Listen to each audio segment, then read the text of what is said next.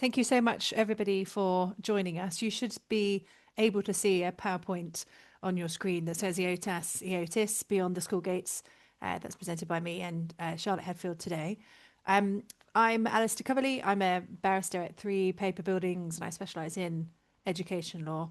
And an increasing number of my clients and local authority clients are dealing with cases involving home education in some form or another. And we wanted to talk to you today about it because we know that local authorities are dealing with this issue and it is quite complex.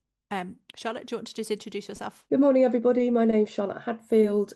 Some of you already know me. I am the head of 3PB's education group, and I just wanted to remind you, slightly cheekily, before we get underway, that this is the first in a 3-part series on education law for local authorities.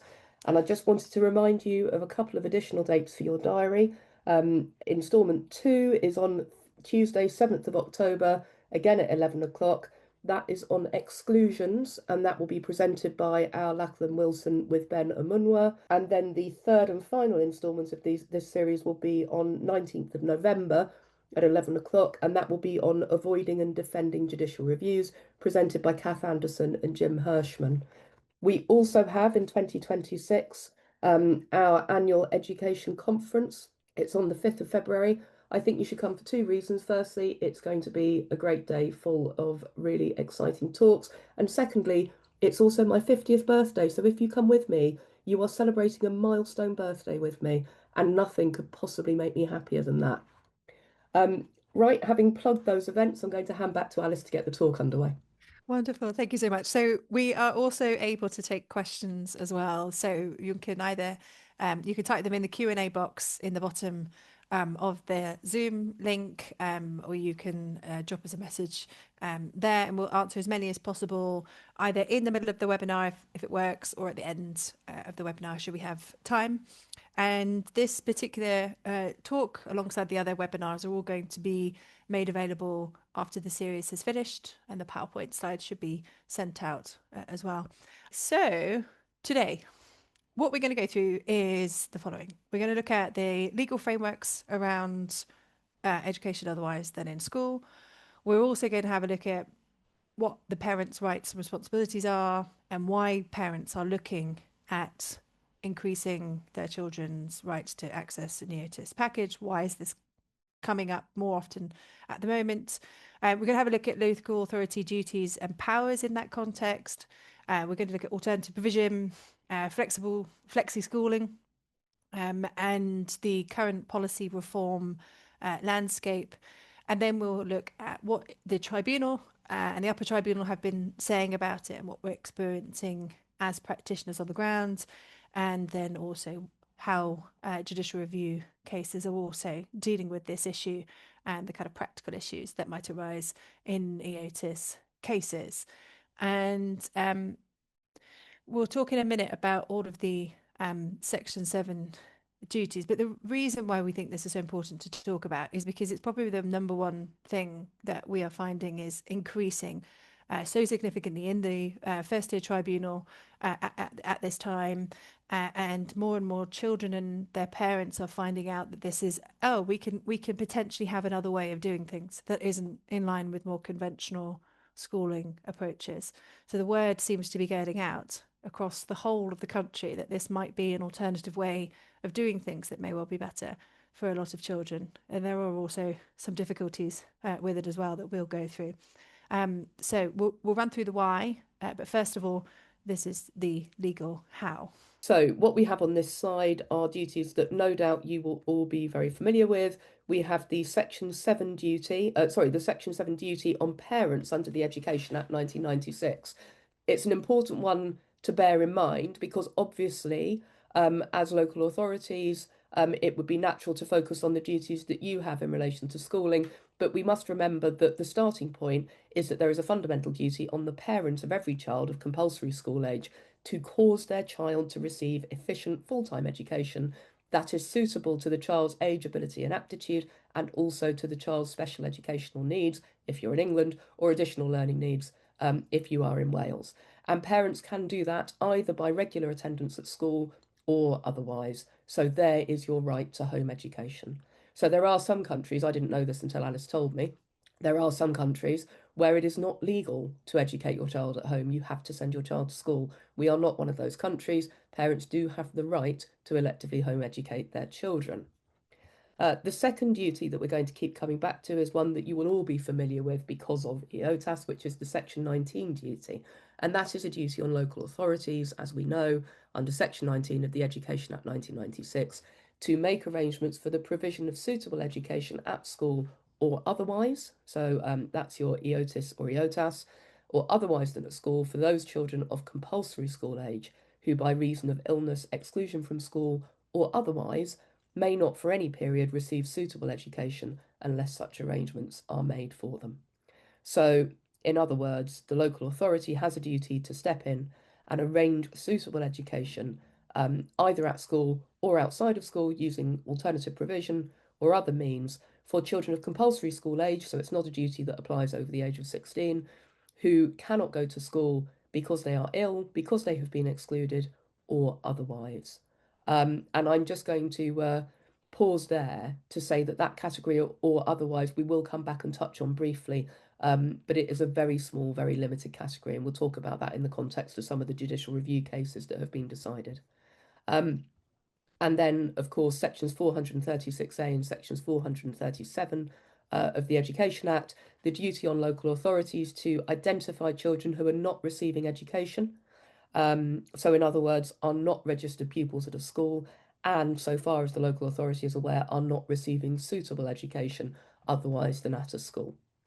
So that's section 436A, and then section 437, where the local authority considers that a child is not receiving suitable education, whether that is through attendance at school or elective home education, the local authority must serve a notice in writing on the parent, requiring the parent to satisfy the local authority that the child is receiving such education. And then, of course, there is a school attendance process with which we are all familiar. And then we come to another duty which we'll all be familiar with, which is a duty akin to the Section 19 duty, but specifically applying to children with EHC plans. So under the Children and Families Act 2014, under Section 61, the local authority may arrange special educational provision outside schools and post 16. So that's an important difference. But only if it would be inappropriate for that provision to be made for that child in any school. And again, we'll look at some of the case law on that later. Thank you, and back to Alice. So that was the law, but I wanted to talk a bit about the why and why we're finding that children and young people are being educated outside of school. And so, firstly, some parents choose education outside of school because of a core belief that parents, rather than the state, should hold primary responsibility for a child's upbringing and education. There are a number of philosophical arguments in favour of home education that are diverse, reflecting a spectrum from ideological conviction to practical necessity. Some parents choose home education due to dissatisfaction with or distrust of mainstream education methods or curriculums, favouring a different or more alternative or more specialist approach. Others are basing their decisions on religious views or ethical or philosophical convictions, seeking to align their children's education with specific values or cultural practices. Most of the cases that we might be seeing, though, are about the significant group of parents whose children have difficulties thriving within conventional schooling.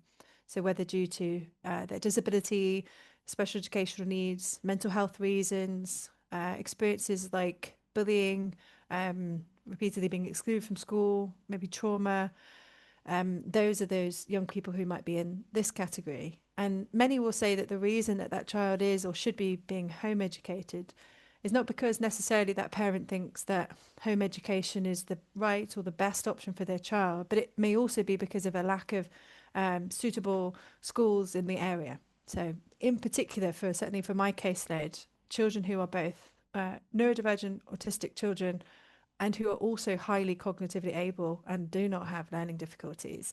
And so that particular cohort of children, young people are not often catered for necessarily within the schools that might be available in some particular local authorities, at least not locally. So there's a number of different reasons that we're seeing that parents do pick education outside of school, and I'll come back to why I think that this is on the increase, as well as this is why we have it. But as Charlotte's rightly identified, families have got the right to do this as well. That is currently enshrined in law. That I think is going to change over the coming year with the Children's Wellbeing Bill that I will come to later in the chat. But at the moment, at least, it is not a right that has been curtailed. So I also wanted to talk about the data that we've got. So we have census data that is taken each year about children in this country, and this will be somewhat limited, but it gives us a good idea of the changes over time.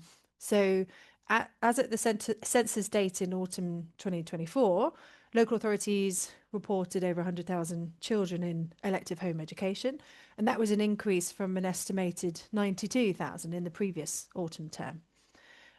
Importantly, the terminology is key here. So EHE, or elective home educated children, are distinguishable from children who are receiving education otherwise in school through the section 19 or the section 61 route that you've already heard. And EHE is also not the same as a child missing education, which is the CME words there. And those are the children who are of compulsory school age, who are not registered pupils at a school, but who are also not receiving suitable education otherwise than at school. So CME doesn't include children who are registered pupils of a school but are persistently absent, but includes those people who are not registered at school. And again, we're seeing increases there too. So as at the census date in autumn 24, local authorities reported 39,200 children who were CME, and that was an increase from an estimated 33,000 in the previous year.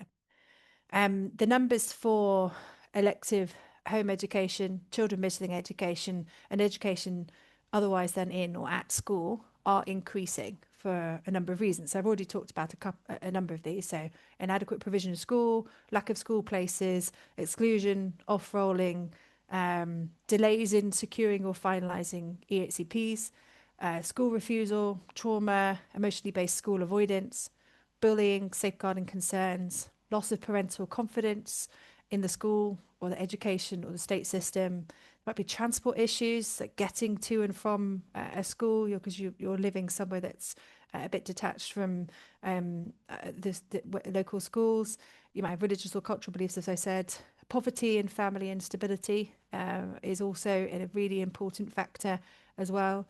And then, as I said, the preference for alternative educational philosophies like unschooling, some of you may have heard of, but also things like Montessori methods and Steiner and so on. So, as Charlotte said, many parents can choose to educate their children at school, but they have to make sure that that is suitable. So, we wanted to turn then, so these are the lists that I've already talked, list of issues I wanted to talking about. We wanted to turn to then what are the rights that then are within the right to home educate your children, because what it also raises is these human rights implications and also parental right implications as well. So Charlotte, over back to you. So Alice, before I turn to that, we've got our first question, which was an interesting one, which is if local authorities consult parents under Section 61, but the parents don't consent to EOTAS, but the local authority thinks it is the most suitable route of education, can this be enforced? And I think it's an interesting one, partly because in most of, I think in all of the EOTAS cases I have seen, it has been the case that either parents and local authority have both agreed that EOTAS is the appropriate form of education, or the parents want EOTAS, but the LA thinks that there is a school that could appropriately deliver the provision. So I'm not sure that I have seen this before, and I wonder whether that is because, almost irrespective of the technical answer to the question, there is a feeling that it would be better not to enforce EOTAS where a parent doesn't want it. So I think when we're answering this question, but I am really interested in whether you think I've got this right, Alice. I think basically we go back to Section 7, So the duty fundamentally to secure education is on the parent. The local authority only steps in if that's not happening. That's the very broad gist of the legislation. If the parent can find a school that will offer the child a place, I don't think there is anything the local authority can do about that, because we have to remember the EHC plan, as we know. I will say, Alice, the asker of the question has also said that he was under the impression that it couldn't be enforced. So I think he and I are on the same page. I think the answer is no, because the bottom line is the duty is on parents either to secure a school that is appropriate, and appropriate, I think, is a sufficiently woolly phrase that it would only be in. It's very difficult for me to imagine a situation where there is a registered school that has offered a child a place where you could argue that it wasn't appropriate, as opposed to it might not be ideal, which I think is a slightly different thing. If so, the parent either has to send the child to school, or they have to secure suitable stroke elective home education. And I think the answer is you can't, but I would be very interested, Alice, to hear what you think. Yeah, I agree. I've had it once where it's been the other way around, where the parent wanted the child to go to a nice specialist school, and the local authority thought, actually, we think that this child would be more appropriately fitting into the EOTAS. We challenged it at tribunal, but then the local authority ended up accepting the position in the same way by saying that actually we don't think Section 61 is going to be met. It's a curious one, though, because as you say, the kind of reverse is often the case. But the tribunal is going to be looking at it afresh and deciding whether or not, in their view, they think that threshold is being met. And if the local authority isn't able to demonstrate that, then the default will return to, well, what are the schools that are on the table and is it suitable? But I agree. I think that a parent would need to lead with a school that said it is able to meet need in a practical sense to actually make that work. And I think the other question about whether it can be enforced is interesting as well, because a school attendance order is often the ammunition a school might have, but it's quite different when you're got an EOTIS case as well. So yeah, I think that would be quite an unusual situation, but I'd be really interested to hear more from that question asker about what is actually happening on the ground and why that is that way around. It sort of dovetails into what we're talking about on this slide, I think. So what we know is that parents have a broad freedom to home educate under Section 7, and we've looked at that already. They have to do that. They have to secure efficient, suitable education, and they can do that either by virtue of a school place or otherwise.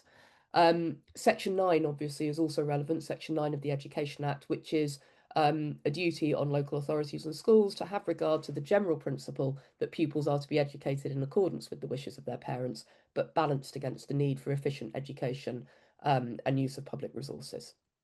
So again, it's a qualified right. And I think that when we come back and look at the scenario that question raises, essentially, if the parent doesn't want the EOTAS that the local authority is offering, they are entitled to make arrangements for themselves, even if the child has an EHC plan. The EHC plan is not an order against the parents. But what they must do is either get that child into a school, or they must provide themselves something which can be different to the EOTAS that the local authority is recommending, but must still be suitable. Now, these principles, the parental right essentially to be in charge with education, provided that it meets a kind of baseline of appropriateness and suitability, are obviously closely related to the right to educate children according to your philosophical or religious convictions as a parent under Article 2 of Protocol 1 of the European Convention on Human Rights. And Article 8 obviously feeds into this as well, reinforcing the protection of family autonomy and limiting undue interference by public authorities and private educational arrangements. However, notwithstanding the fact that parents have the freedom to educate at home, local authorities, of course, remain responsible for and have important powers in relation to the education of individual children in their areas. So you still have that power to step in where there are serious issues with the way in which children are being educated or where children are not being educated. So there is a balance between parental autonomy and the safeguarding duties that you have as part of the state. So parents do have considerable freedom to determine the educational content and methods that they apply if they are electively home educating. But local authorities have a duty to intervene under Section 437, which we've already looked at, where it appears that education provided at home is unsuitable, down the path of school attendance orders. And one of the things that we picked up on when we were preparing for this talk is that in 2023, only 1.4% of children educated at home received a school attendance order, but 10% of schools in the UK have been rated inadequate or were said to require improvement. And of course, at the moment, we don't necessarily know why that differential exists. But it's an interesting thing to note. So as a local authority, you will have both safeguarding duties and intervention powers. So you have the duty to identify children not receiving suitable education and take appropriate action under sections 436A and 437 of the Education Act. And of course, there are always practical challenges in terms of how far, to what extent, and how a local authority should or can monitor and inspect, because you have to balance your safeguarding obligations against respecting parental autonomy. And I think that takes us on to guidance and frameworks, Alice. Thank you very much. So there are a number of new policy documents from the Department for Education that have been released over the recent few months. In particular, there is new statutory guidance on children missing education that came out this year. And there is also relatively recent guidance as well on elective home education, which is in the middle there, which is non-statutory, but it covers guidance for parents. There's also guidance for local authorities, and then there's also within the CME and the EHE also guidance for educators as well. You'll be familiar with the SEND Code of Practice. Of course, that's relevant as well. It doesn't have a significant amount of information about children who are being home educated, but of course is going to be relevant to sort of picking up on the needs of a child that may be falling through the cracks of the conventional school education system. There is also the number of different points of guidance, but this is one of them, which is about meeting the needs of children with health needs in school. So the second one there is the education for children who cannot attend school because of health needs, which is again DfE guidance. On the EBSA, which is emotional based school avoidance. So there's at the moment, no single statutory guidance about this, though I would say that the new guidance, like the CME guidance and the 2023 health needs guidance, do nod to the reasons why a child might not be attending school. For example, if they have emotional based school avoidance. Some local authorities I have seen have very useful, comprehensive local guidance on how to help children who have emotional based school avoidance or school phobias or school avoidance type difficulties, rather than as such the sorts of children who might be differently described as, say, just truanting, although I think in my view those children who are just truanting are likely to also have additional needs in some way. But there is a need, I think, for some single statutory guidance on children who are falling into that category, because again it's one of those terms, emotional based school avoidance, that has increased in usage amongst parents, and I'm sure is reaching local authorities as well at the moment too. And then you also have the safeguarding guidance, so working together to safeguard children, keeping children safe in education, which is updated all the time. And there's also working together to improve school attendance guidance as well, which also covers the sorts of issues that we would face in terms of safeguarding.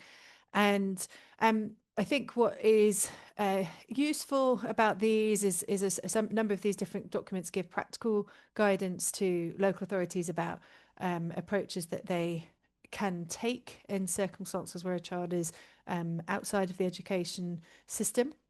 What you'll note from this list is that there isn't a EOTAS one, in the sense of the kind of things that we might be talking about through an EHCP. I think the SEND Code of Practice really needs to address that in a lot more detail. And I'm sure because of the upcoming changes that are likely on the horizon in terms of SEND reform, we will see that. Because EOTAS in effect is not really a concrete legal concept at all. but it is, I think, useful for practitioners and ordinary people to understand that, and there should be some helpful guidance on it, because we have all these questions about, what do we do if there's schools that are saying no, but it's not every single school, and there could be the right kind of school, but actually let's just be practical about this and agree EOTAS, because it seems like the right idea, but it might not be the only way of doing things, but actually it works and we can agree.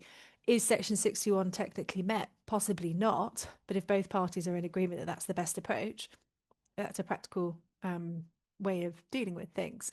So I think that it would be useful for anyone here who may be from government to have a think about some more targeted guidance based on this issue, because parents are becoming increasingly informed about it. And I would say half of the cases at the moment that I've got going to tribunal involve a home education package, at least. I don't know if you're finding the same increase, Charlotte, in terms of the number of different cases that you're getting, but certainly that's my experience at the moment. It might just be the parents I'm talking to talk to each other.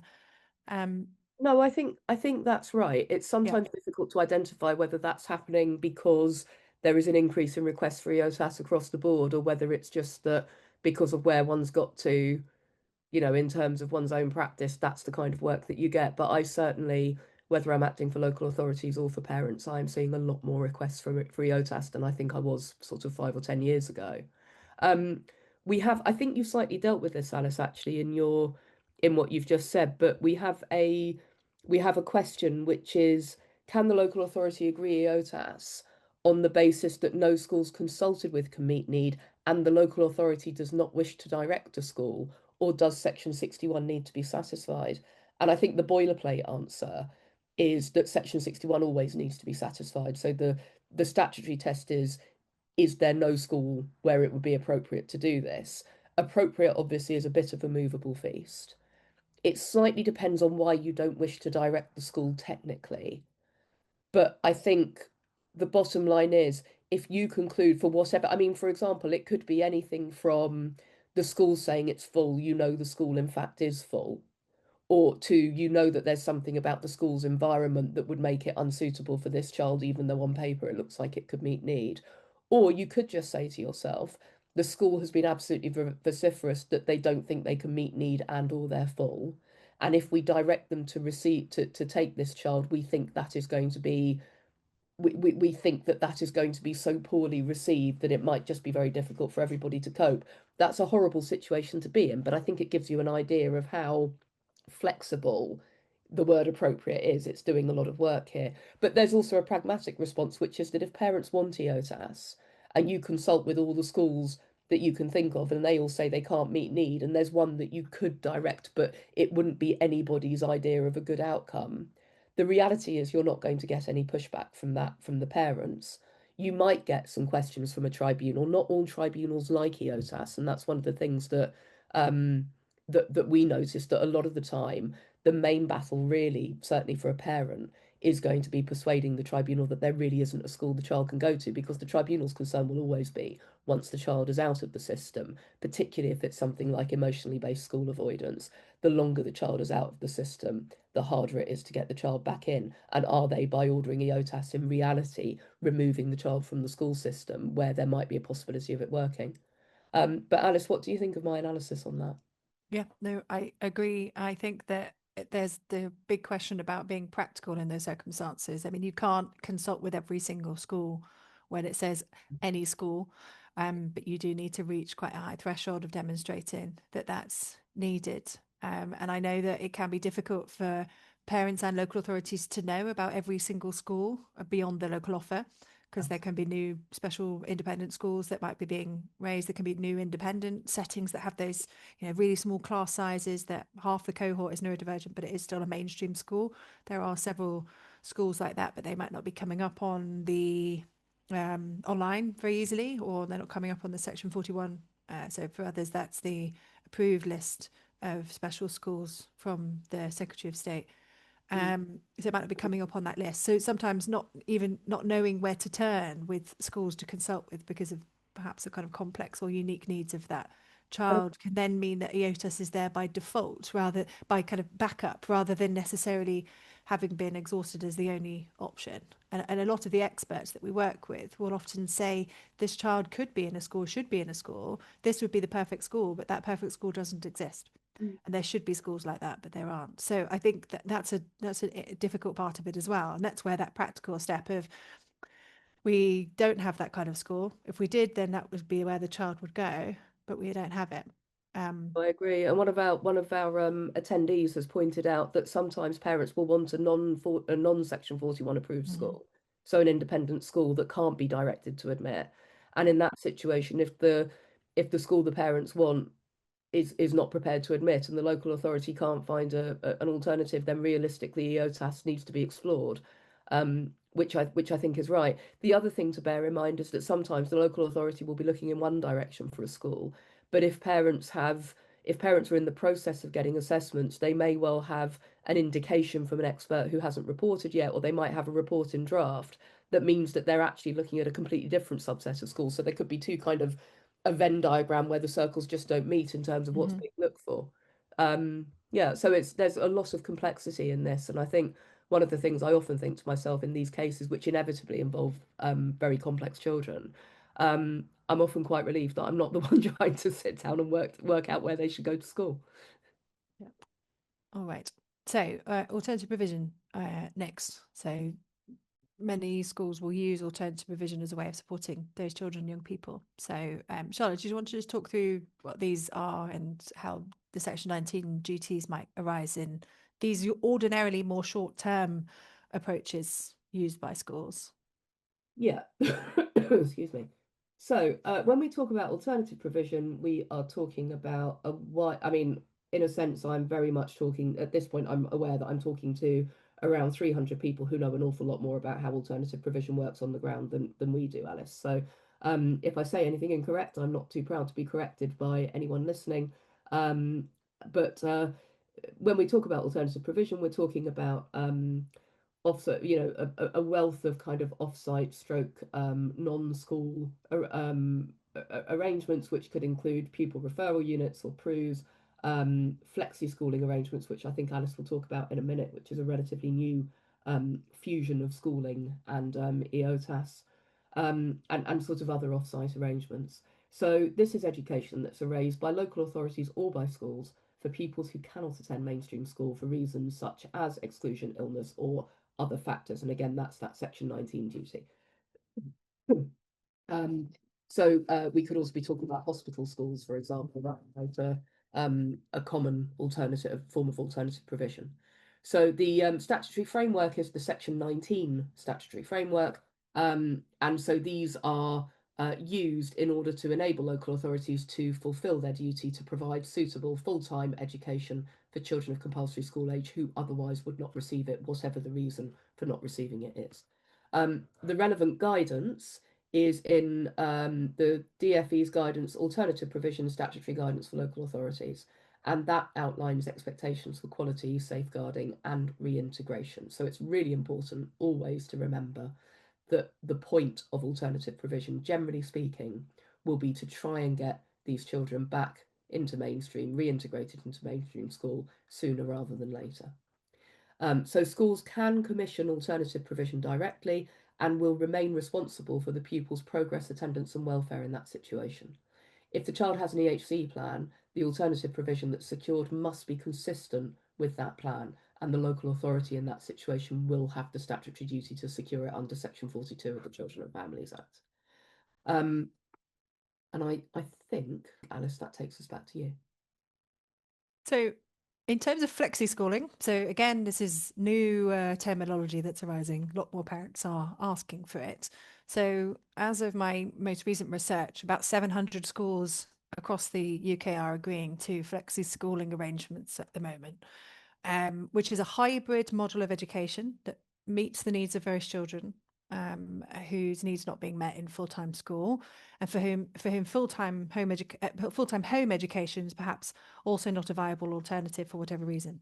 Flexi schooling is not home education as such, but it's also going to allow legally a child to be registered at school but the school agrees that the child can be educated at home or somewhere else for part of the week. So it's legally possible. It's up to the discretion of the head teacher. It would also require significant, I think, look at documentation, safeguarding considerations, and considerations about whether or not that would be suitable. And there is some guidance from the DFE which talks about it. So the EHE guidance that I was talking about for local authorities talks about how some children who are educated at home most of the time are also registered at a school and attend school for part of the week. They and if they are of compulsory school age must overall be receiving full-time education, even if components of it are part-time. And so the idea being that overall they should be receiving a full-time education. The question being, what is defined by full-time? Is it 25 hours a week, 32.5 hours a week, or something else? Is not necessarily set out in the statute at present. But the point being that this is another model which might be useful for some families in circumstances where EOTIS full-time is not quite the right approach. Home education full-time isn't quite right. But also being in school full-time isn't going to work either. The other thing is that flexi schooling is also used by children who are child actors, for example, or have elite sporting careers, so need to be off at the Chelsea Academy every Wednesday. It's that sort of thing. So we have seen some local authority guidance on this. So I think that Solihull, Worcestershire, Slough, Last Look have got specific guidance on flexi schooling. Head teachers retain the discretion. Any agreement has to be properly documented, regularly reviewed, be in line with attendance requirements, census requirements. The way that attendance is recorded needs to be in accordance with the correct codes, and so on as well. So got to be very mindful of that unlawful exclusion risk if it's not done properly. But it is an approach that may well be suitable, and we'll come to a particular case called NN in Cheshire, which suggests that this might be an approach that can be recognised in an EHCP as well. The next thing I wanted to talk about. Alex, I'm really sorry. Can I just Yes, of interrupt you before we course, move? please do. A Please do. couple of questions from attendees, which probably relate to the last section that we talked about. So the first question is, if a tribunal orders that a special school is named following an appeal where parents were requesting EOTAS, but parents register their intention to electively home educate before the child can be placed on roll, where does the local authority stand legally? Should an attendance order be issued and admittance enforced, or should the LA consider whether the child can be safely educated at home even if it's not in line with the order? I think that goes back to what you were saying about how the EHCP is not binding on the parent. And if you look more carefully at the whole of section 42, if they've made alternative arrangements and they're happy with it, then that can be a way around it. And then there's other section 7 checking and whether or not that is suitable can also be looked at carefully if the local authority is concerned that that approach isn't going to be suitable. But I suppose the question might be, which will come up in the Children's Wellbeing in Schools bill, about what will happen if greater permission is required to home educate your children, where they would have been on the roll or at a special school, for instance, or now at any school. What kind of checks need to be done at that stage? And I think it's likely that that will be heightened going forwards as a result of that, the new bill. No, I think that's right. I think the answer is that you can't go down the route of enforcing attendance at the school because it's on the EHC plan, because as you say, Alice, that's not that's the EHC plan really is what the tribunal considers the local authority should secure if the child's parents want the local authority to arrange education for them. That's, I mean, the vast majority of parents do, but that's really what an EHC plan is. It's about who is securing and who is funding, and who is arranging. What you are entitled to do in this situation is take the steps that you're allowed to take. So under the Education Act sections 436A, 437, you are entitled to scrutinise what arrangements the parents are making to satisfy yourself that it will be a suitable education at home, and you can go down that route. But in principle, you can't say, well, the parents are electively home educating, but the tribunal has ordered this school, and therefore the parents can't electively home educate. So there are things you can do, but that's not the kind of theoretical starting point that I would proceed from. We have another question, which is, can a PRU direct off-site? Which is a very I've never seen a PRU try to direct off-site. I think a PRU can always say that it's not the right provision for a child, but I'm not sure I've ever seen that. Alice, have you ever seen a PRU wanting to direct off-site? Yes, and I think that they would have the power to do that under Section 29A of the Education Act 2002, possibly, which is the improving, which is then you read them with the improving behaviour regulations. So I guess the teacher or the principal of, so the head of the PRU would have the power to direct them off-site for the purpose of improving behaviour. So a PRU being a type of school legally, I guess the question would be whether or not, because it's not, might not necessarily be a maintained school or an academy or alternative provision academy, it doesn't necessarily, that particular piece of legislation, Section 29A, doesn't necessarily apply to PRUs. I think there's a long way round. I don't know, I don't think under Section 29A they would have the power necessarily, depending on the legal status of the PRU, to do it. But they may well, in a very practical, on the ground sense, be wanting to ensure that that young person is accessing an additional form of support to be able to help that child back into a more mainstream learning environment. So I would have a look at the DfE guidance on alternative provision as well, that's been recently updated, and looking at whether or not that child had a placing school, or maybe in practical sense, the local authority might be able to commission or direct as well. So it will depend on the status of the child, what school they're enrolled at, what the legal status of the particular unit is as well. And then you can then look at applying that piece of legislation. And then we have another question about what you do essentially when EOTIS is being asked for and the local authority doesn't think that it's appropriate. So the question here is, if there is no evidence that a child or young person needs EOTIS, and EOTIS is requested as a means of faith-based education, where does the local authority stand in this regard if they don't believe EOTIS is appropriate? And I think the answer to that actually is quite straightforward, which is, if parents want to electively home educate for philosophical or religious reasons, provided that's appropriate, they can, but you as a local authority do not have to pay for that. You only have to pay for EOTIS if it is not possible for the child, whether that's under Section 19 or whether it's under Section 61.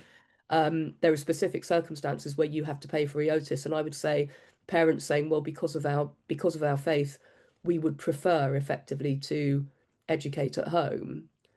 I would argue that that's not going to be a Section 69, a Section 19 or Section 61 issue. It's sensitive. It would require a sensitive approach, I think, because of the beliefs that are held and the need to be sort of thoughtful and compassionate about those. But what's in that question doesn't lead me to believe that the local authority would have to specify EOTIS. Yeah, no, I agree. I agree. I mean, I have had those sorts of religious convictions come up in terms of the child's very strong views. So I had a child who very strongly did not want to go to a religious school. And they were old enough, and their views and wishes and feelings under Section 19, a different Section 19 under the Children's and Families Act, may well have been relevant to that evaluation. Ultimately, it was resolved, but I can see it doesn't, the wishes and feelings of the child don't have to be restricted to just about their own special educational needs or academic interests. So it may be that that parent could argue that that child really cares about that issue as well. Okay, I can see we've got a number of really cool and really interesting questions. If we don't answer all of these, please email us, because all of these questions are really interesting about the different sort of mechanics of different things.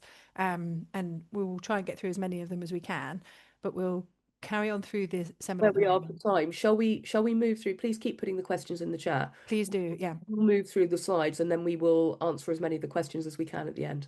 Thank you so much. So, the Children Wellbeing and Schools Bill. So this was introduced in December or so last year, and it's been largely, I think, in response to a number of very, very unfortunate, upsetting deaths of children who have been killed by their parents in circumstances where they should have been kept safe. And so it's designed to strengthen safeguarding measures and clarify local authority powers in relation, in particular, for our case, in particular in relation to home education. So we've talked a lot about balancing parents' rights to educate their children at home, but also this is really emphasising even more so the need to ensure children's welfare and safety.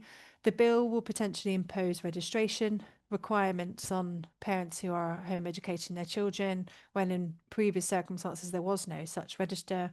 And it was previously on consultation right fully robustly refused by many who participated in that consultation, but instead it seems to be going through this and other forms of mandatory monitoring of children who are being home educated and inspection mechanisms for children who are being home educated, aiming to address safeguarding concerns without, it is said, disproportionately infringing on parental autonomy.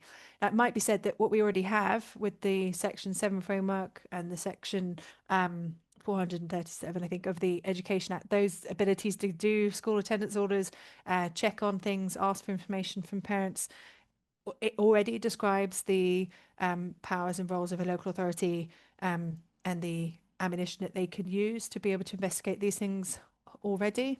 But in any event, this bill is certainly trying to make it even clearer, I think, and stronger for the state to come in and involve themselves in the education of children otherwise than at school to protect them from exploitation and abuse primarily as well. But because of that, we can see that there are going to be and are debates that are, it's currently in the House of Lords, there are debates that are happening about parents' rights, children's rights, privacy rights, their human rights, and so on. And we can see that Lord Frost recently said in the House of Lords, personally, I am nervous about this clause, which was about that oversight, and also many of these proposals, because we are seeing the erosion of the vital principle that freedom and autonomy are fundamentally important, and the state does not have the right to go anywhere it wants at will. And as I said, the previous government held consultation on children not in school and a register in 2019, and that had about 5,000 responses, mainly from parents, and the support for such a register was low. But there we go. So we'll see what happens to it. It still needs to go back through the House of Commons for any further amendments before it receives royal assent. So we shall see. There were a couple of interesting speeches last week in the Lords. Amanda Spielman, the former head of Ofsted, was talking about the lacuna in protections for children who are in alternative provision, who the oversight of those children in unregulated or unregistered school settings as well needs to, in her view, be properly protected through the bill. So again, I think we will hopefully see a bit more kind of joined up work in those different types of areas where there are children who are effectively falling through the gaps, potentially in terms of oversight. And then we're also seeing in this bill multi-agency safeguarding panels and other good, generally good things about free breakfast clubs and capping the high cost of school uniform for children. So keep an eye on this, and also, of course, keep an eye on the SEND reforms, which will, I think, naturally impact this area of law. Someone has also asked about the Public Office Accountability Bill, which was introduced yesterday. It's not about education specifically, but I think it could probably be, and I can understand why it's been asked, because I think it can spill into what we're discussing at the moment, which is about the duty of candor and the kind of local authority conduct, about honesty in the processes. So I can kind of see a statutory duty of candor being potentially relevant. So being there's some upper tribunal guidance on being truthful and helpful as a local authority. You're not trying to win, you're trying to help. So I can see that potentially being useful for parents and clearer to local authorities on the kind of obligations on them in the tribunal process. it might also be helpful in cases where parents might feel that local authorities are withholding information about consultations, maybe, but it's very early on in the process. So we might see that it helps in terms of scrutinising local authority processes for EOTAS packages, but it's so early in terms of that bill. But a really interesting question about accountability, which may well affect how things are dealt with in this particular area as well. So yeah, these are just the list of the different concerns. I think there will be ongoing debate in this area in terms of the mandatory registers, and I think we will definitely see quite a lot of new statutory guidance, which will be useful for practitioners and parents to look at. Okay, so tribunal practice. Appreciate we've got about 5 minutes to go. But these are the key cases for you to look at. The most important, if you have no time at all, is the NN and Cheshire case, in my view, because it sets out a very clear section on the step-by-step approach that a tribunal should be taking to how they evaluate whether or not the test under Section 61 is met. But also, it's really useful for local authorities, for you guys at an early stage of deciding. So if you get a parent who says in their claim form, we want EOTIS, then in any response, if you don't agree or you're not sure, you go through the tests as set out in NN and Cheshire East, which talks about the different factors that you should be looking at, but also gives a staged approach to the different questions that a tribunal would be asked. So in your response, match that so you can actually spell out your position on the issue. As I signposted earlier as well, the NN and Cheshire case is also useful, I think, at exploring the legal way of looking at things. For example, what kinds of things can and cannot be named in Section I of an EHCP. So that's the bit which names a school or other post-16 institution. And it looks at some of the case law and the law around under Regulation 12, what can in fact be put into Section I. So I've seen a question about online schools. I would say it is very unlikely that an online school could be named in Section I because it wouldn't be a school in the legal sense of the word. This case also affirms points from earlier case law about Section I needing to be blank if all the provision in Section F is not being delivered in a school. It also, I think, helps with the question of a school might be available in 6 months' time, but an EOTIS package is going to be in place until then. And I've recently had a very practical way of looking at that. So school is named in Section I, but Section F is split into two parts. First part is an EOTIS part, which is suitable and appropriate for now. It then becomes appropriate for that child to attend school in September, and that's where the school is then named, and then there is school-based provision there. And in my view, this case allows for that approach. So that's NN and Cheshire. Charlotte, do you want to talk about our case, LB, Camden and Katie? Yeah, so this was a case in which Alice and I appeared for the parent, and I think it's interesting because of the grounds of appeal. So it's an appeal by the local authority against the tribunal's decision to specify EOTAS at P and Katie's home. And one of the arguments that the local authority made on appeal to the upper tribunal was that whilst the home might be the venue in which EOTAS could be delivered by agreement with parents outside of the plan, it could not be specified in the plan by the tribunal because it was unenforceable. And they said the reason it was unenforceable was that the tribunal had no power to impose obligations on parents via an EHC plan. In other words, the local authority, the parents could not be compelled to provide access to the home for the purposes of delivering the EOTAS. And the upper tribunal dismissed that argument and found that the FTT, in this case, had found that the child did need a range of provision that had to be delivered outside of school. It had to be delivered at P's home for it to be effective, at least for the time being, and that this was, in principle, EOTAS. It was education outside of a school. There was no reason not to be able to name it. And what the tribunal said was, well, the duty is subject to Section 42(5), which Alice referred to earlier, and which is that part of the Children and Families Act, which says that the child's parents can make suitable alternative arrangements, and if the child's parents do, then the local authority does not have to secure provision. So in other words, if Katie had turned around and said to the local authority, I've changed my mind, I'm not having you come in here to deliver education, then it would not be possible for the local authority to secure that provision. And so they would have a defence under Section 42. In the alternative, you could say, well, the parent must have made alternative arrangements. And in any event, there's the annual review process. So pragmatically, if a parent suddenly said, I don't agree with EOTAS and I'm not allowing you to provide it at home, the first thing you would do is call an emergency review of the plan. The other thing that's interesting about this case is that the upper tribunal also said that it was permissible to identify a particular kind of provision by provider in the context of this case. The child required an intervention called Mind Jam, with which I'm sure we're all familiar. At the time, Mind Jam was effectively, I think, the only product. There wasn't really a way to describe Mind Jam in the plan other than by saying this child requires Mind Jam. The local authority said that was unacceptable because it was limiting the local authority in terms of provider, and the upper tribunal found that it was acceptable in that case. Alice, have I missed anything out there?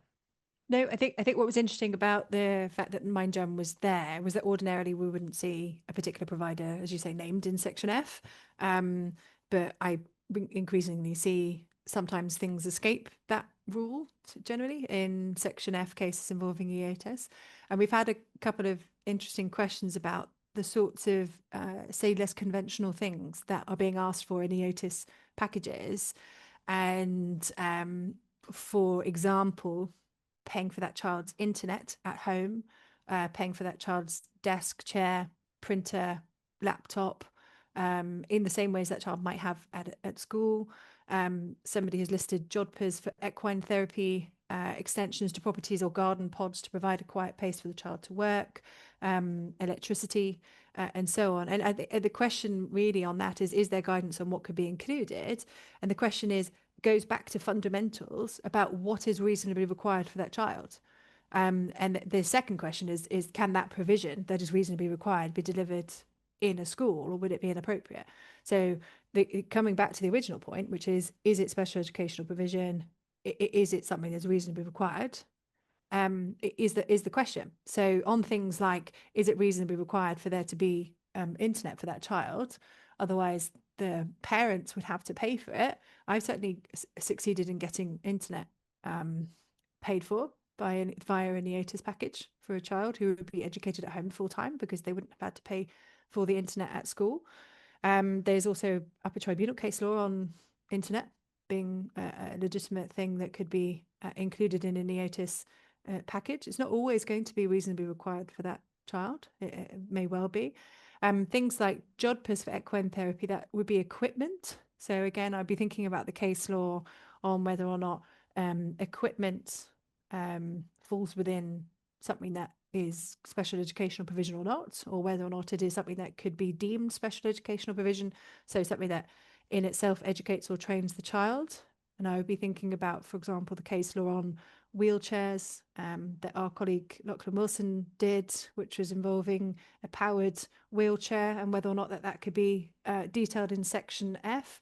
And the court, upper tribunal said it's capable of being it if they can, rather than health provision, if the parent can demonstrate that it would be a provision that educates or trains the child. And a wheelchair could be, but it was more about the fact that he was being taught, I think, to use and direct the wheelchair and navigate that wheelchair around the school. So equipment is a really interesting one. We were discussing this in our group recently about whether or not that is provision, because we see all kinds of equipment in Section F. Might be sloped boards or wobble cushions and so on, that we don't get any fuss about. But then we do see some greater scrutiny of the sorts of provision that might be in an EOTIS package than we might if it were a provision that were being delivered or available or made available in a school. What do you think, Charlotte? I mean, I am seeing some creative things. I have had a garden pod agreed in an appeal that I did recently for a parent. So yeah, it depends on what's appropriate and what's suitable, what's reasonably required, I think.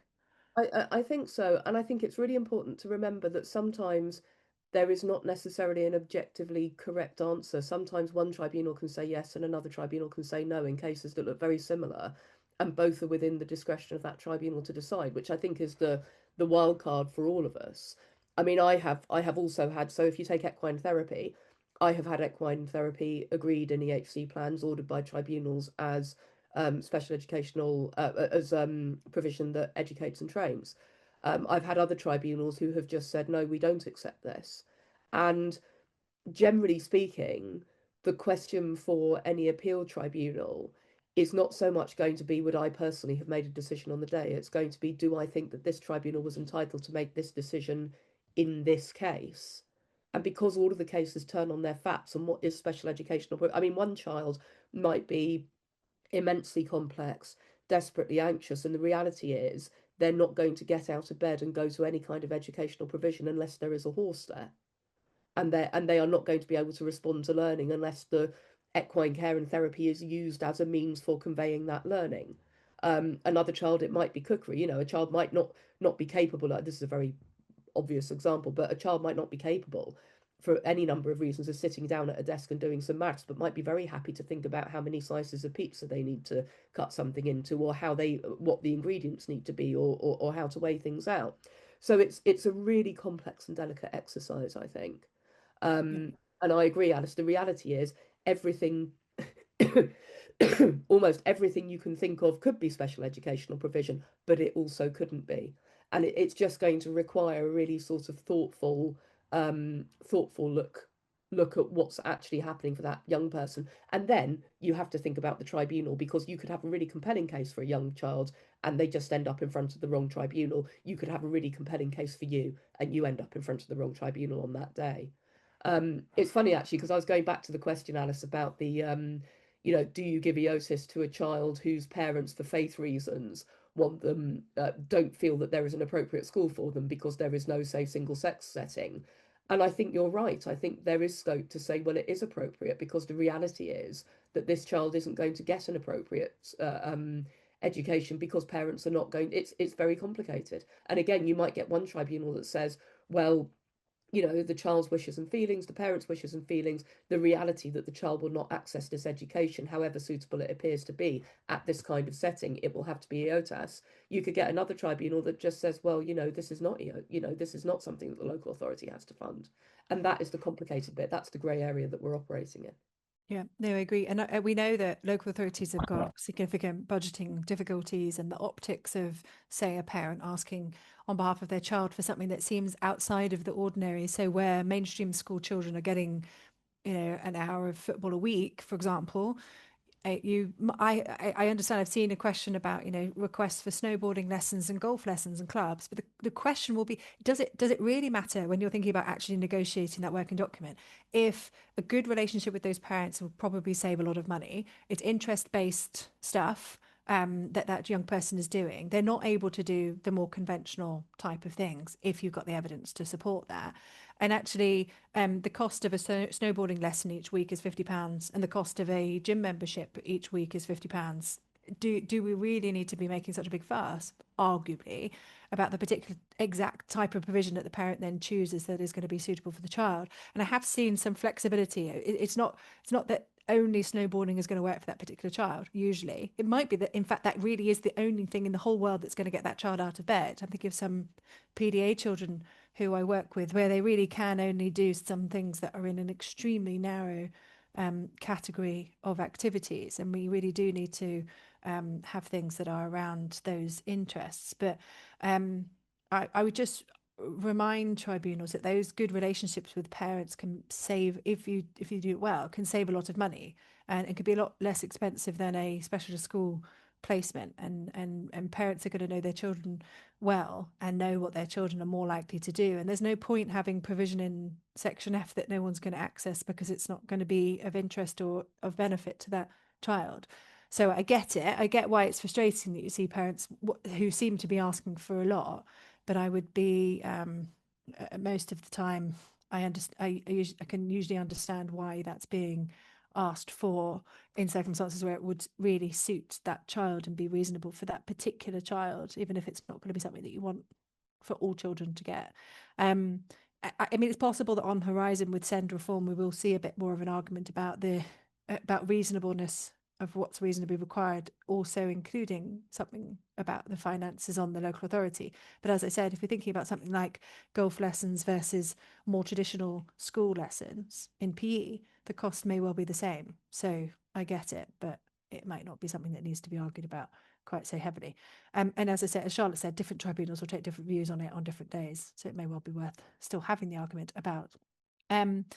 So we've gone over by about 10 minutes. So if anyone wants to hang on, we're going to just talk through these last few cases if we can. So in Hertfordshire, this is about a first year tribunal failing to take into account school related anxiety when considering Section 61 of the Children and Families Act. So useful one to have a look at if you have a young person in your caseload who has school related anxiety and the sorts of barriers and hurdles that that child might have that may make it more difficult for them to attend school, and what steps could reasonably be taken to help that child to return to school.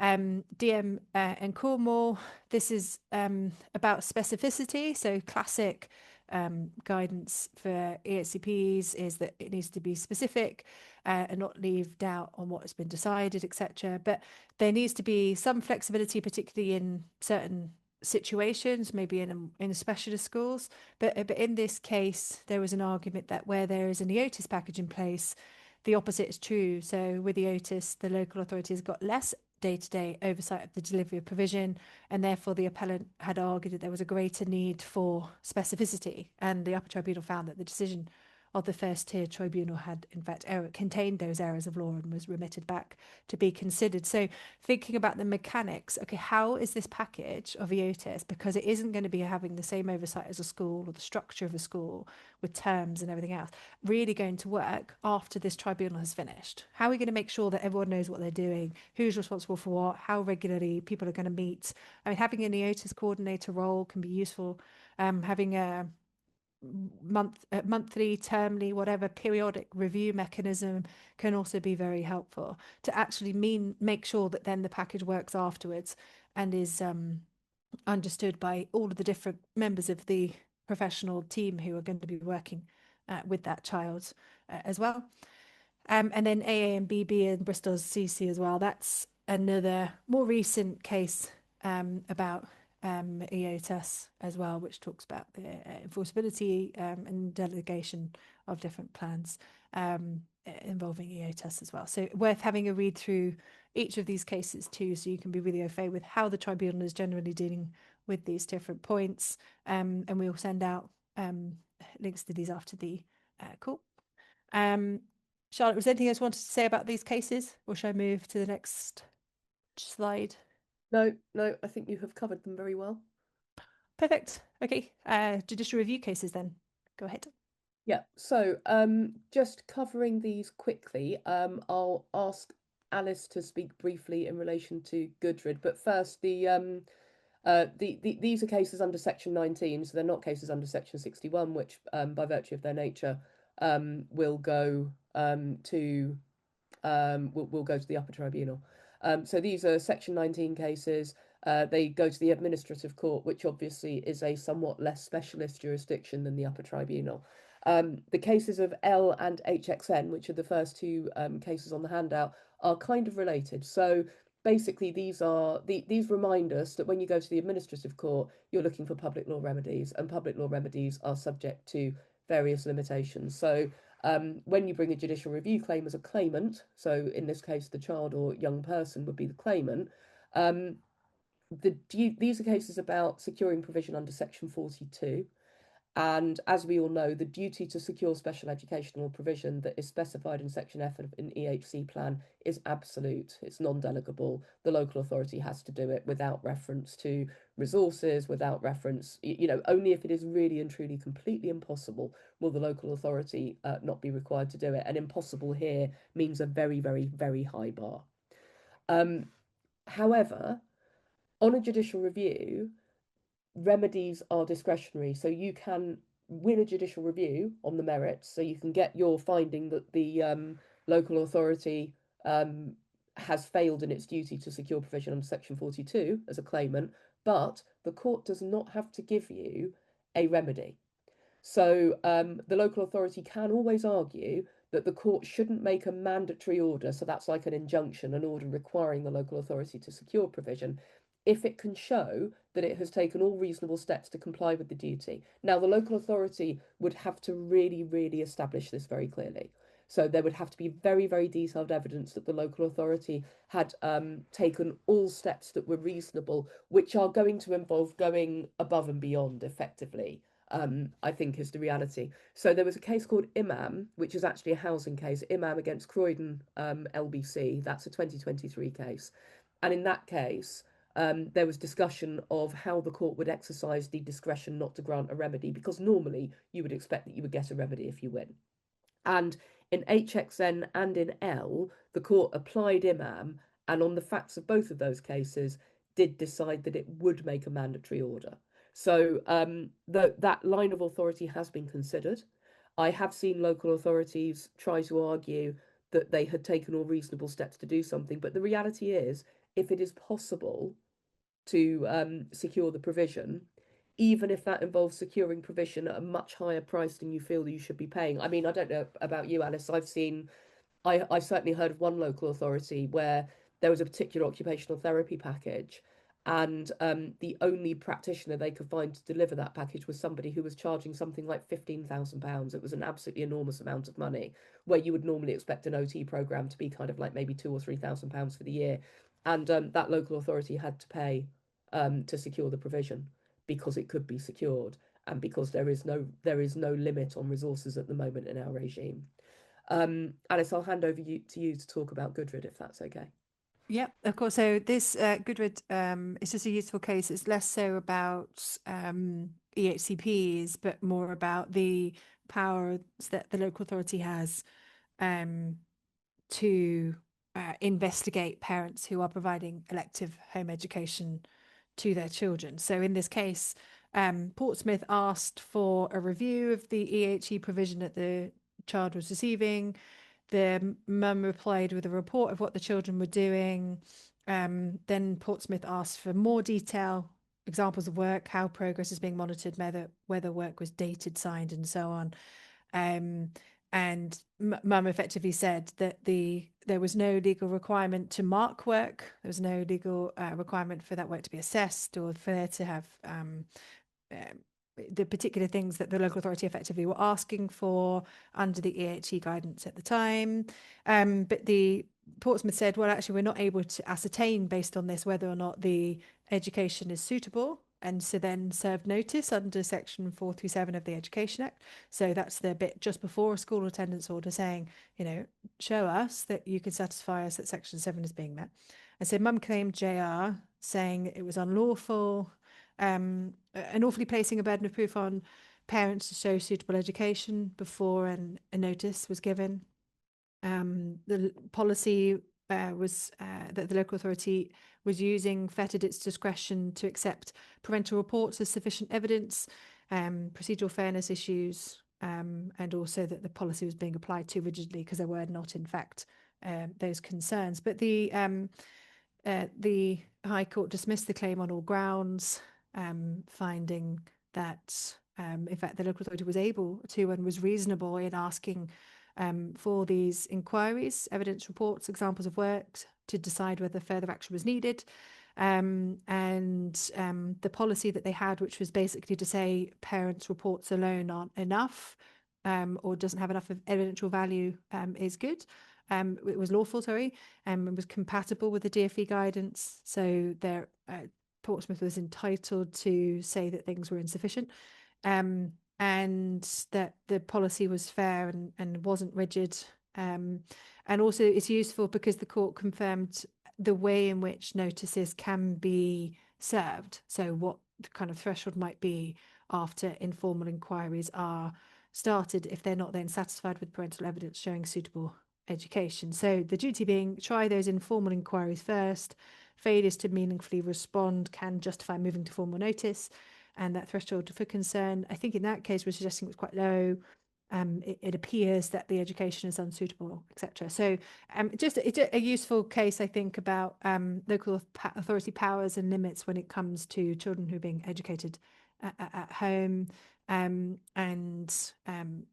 it's useful to see as well about the arguments involving the DfE guidance and whether or not that had been was lawful in itself. as well. So yeah, certainly some useful implications there. And again, I think we're going to see more cases come out following the new bill becoming law as well. And what it didn't fully answer, I don't think, is the frequency that it should be. But I think that, as in for review, but I think that in a way that does need to be flexible. And we probably will see more guidance, as I say, that addresses this issue going forward. So, a non-parent friendly case, that one, I think. There we go. That I think answers the questions about Goodwood. Is that the last slide? I Yeah, think so just some thinking points, but Charlotte, please go ahead. um yeah, so we have a few questions left which we will try and pick up. Again, apologies if we miss some of them. Let's see. So we have can a virtual or online school be named in section I, or is it preferable to agree EOTAS with details of the school set out in section F? I think that's going to be very dependent on the circumstances of the case, but generally speaking, um, you could almost do a day-long conference just on the question of what a school is for the purposes of EOTAS, because the cases are very confused and murky. Um, and I think where it's a virtual or online school, um, one of the questions that always comes up is attendance and what attendance means. It's not really been ironed out fully in the case law. I think in that situation, if everybody agrees that the child should be receiving education from this virtual or online provider, honestly, I would probably start by agreeing a course of action with the parents if everything else is agreed, and I would present it to the tribunal on that basis. I would say gut instinct is that I would be slightly more comfortable characterising a virtual or online school as EOTAS rather than section I, but it will always depend on the technicalities around what that school is, how it's set up, and what the child will actually be doing there. Particularly if it's a situation where the child will be attending virtually or online as part of some sort of transition process, but at some point will be moving to attending physically. So it's very subtle. I'm sorry that I don't know that we can give a definitive answer to that, Alice. Yeah, no, I agree. It depends on the legal status, and the tribunal will need to be taking steps to work that out if they're not clear about it, and adjourn if necessary to ask for more information, because they are the investigators, in their inquisitorial role rather than their adversarial role in dealing with EHCP cases. They should be asking for information and directing it from the parties to resolve the question of whether or not it can be lawfully named, or specified somewhere else in the EHCP in section F, for example. But yeah, really interesting. We then have a question: does the duty for alternative provisions such as equipment apply the same for post-19, where at college a young person would be Mm. expected to provide their own pens and pencils? Um, I tend to think that there are always, I think we come back to, don't we, Alice? Everything could be Mhm. equipment that has to be provided under an EHC plan, and everything also could not. It will really depend on the circumstances. Um, I think pragmatically in this situation, if you have a young person who is really saying they absolutely cannot provide their pens and pencils, pragmatically there is probably a solution to be found in discussion with the college. Whether it would be it's capable also of being a reasonable adjustment, so it's always important to I was remember. going to say, yeah, Yeah. Equality Act there. But yeah, I think there is a general expectation on parents. I mean, I have had cases where I've been acting for the local authority and a parent has asked for things that really a parent should be providing as parenting their child. And I have seen the local authority agree. Sorry, the tribunal agree with the local authority in that respect, where there are certain things. I think it was some cleaning materials or something that really the parent should have been providing as part of being a parent. That was just going a bit far. And so, yeah, there will certainly be a balance, and that's where that reasonably required will come from. And what is reasonable for a parent to provide, and what is reasonable for the local authority, the state to provide, is the question in that. So yeah, that's really interesting. And I think related to that, someone has asked about the duty on the local authority to provide transport to EOTAS provision. I've seen a lot of local authorities saying no. If that child was in a special school, though, they would be would be eligible for transport. I think my best advice is that local authorities need to have some good policy and some structured decision making that will help them with these sorts of situations. That will help them work out eligibility for transport. But most of the time, then local authorities might be expecting parents to give up their work and ship their children to different provision throughout the week, especially if they've got a really bespoke package of forest school one day and maths club the next day and history, I don't know, do you know what I mean? So I can see that there would be a burden on parents if there isn't that additional support for with transport to actually make that plan work. Parents are getting around it by saying it's special educational provision in itself and getting it to Section F, but probably not quite the right approach. So yeah, I would just really recommend that local authorities have specific policies on how transport is managed with all cases, especially home education cases as well, in order to make sure that that provision can be secured without the expectation falling on parents to deliver provision. Yeah, no, I would agree with that. I'm just having a look through the questions and kind of trying to work out what we have answered as part of the general talk and what we possibly need to focus on slightly differently. Alice, is there anything in the Q&A that you identified that you want to answer while I'm sort of having a sift? No, I think some people have asked some interesting questions about how would you enforce particular aspects of the provision if it's impossible to kind of work out if it's being enforced. Like, for example, the internet usage for a child. How do we know that someone else might not be using it as well, and exploiting the provision? I mean, to answer that question, the internet has often been the top up that's needed for that child rather than the internet as a whole, because there's recognition that the rest of the family might well be using it. And those enforcement questions only really tend to come up if the local authority is not providing it um, rather than is. So I think that there might be practical ways of dealing with that as well. But I mean, the Camden case that Charlotte and I did talk about enforceability and it needing to be sufficiently clear to those who are responsible for the plan about what it is that they are obliged to do, and giving at the same time sufficient flexibility to the parent in circumstances where that child's needs might need flexibility as well. So being pragmatic, thinking about what happens after the tribunal has finished is so important with the EOTAS cases. It's probably my headline advice to tribunals and to local authorities is making it work when the lawyers have gone away. No, I think that's right. I mean, I am seeing in the comments also um, comments that I think are kind of reflective of the fact that by the end of the process of working, you work out what's in the plan, you issue the plan, the parent appeals, you go to tribunal. And I think some of the comments that we're receiving just really speak towards how difficult and frustrating it can sometimes be to sort of progress things.